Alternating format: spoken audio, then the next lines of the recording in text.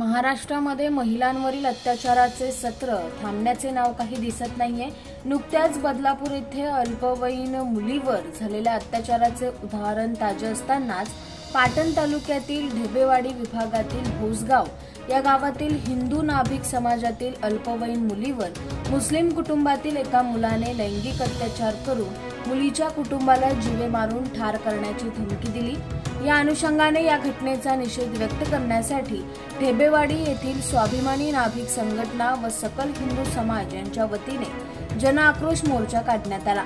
भगव्या टोप्या परिधान करून बहुसंख्य नागरिक या मोर्चामध्ये सहभागी झाले होते। या अनुषंगाने शासनाला एक निवेदन देखील देण्यात आले।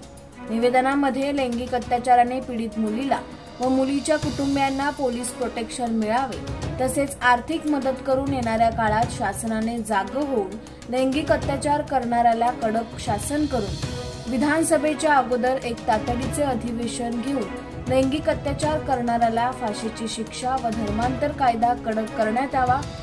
तसेच यावेळी महाराष्ट्राचे मुख्यमंत्री एकनाथ शिंदे आणि सातारा जिल्ह्याचे पालकमंत्री शंभूराज देसाई यांना सूचना वजा आवाहन करण्यात आले की हिंदू समाजाचा अंत बघू नका। इथून पुढच्या काळात हिंदू समाजाच्या मुलीच्या केसाला जरी धक्का लागला तर जशास तसे उत्तर देण्यात येईल आणि यामुळे जर कायदा आणि सुव्यवस्था विस्कळीत झाली तर याला सर्वस्वी जबाबदार पोलीस प्रशासन आणि शासन असेल आणि सदर केलेल्या निवेदनातील अटी व शर्तीचे 7 दिवसाच्या आत पालन झाले नाही तर सातारा जिल्हा नाही तर संपूर्ण महाराष्ट्र पेटून उठेल आणि याला देखील सर्व जबाबदार शासन असेल।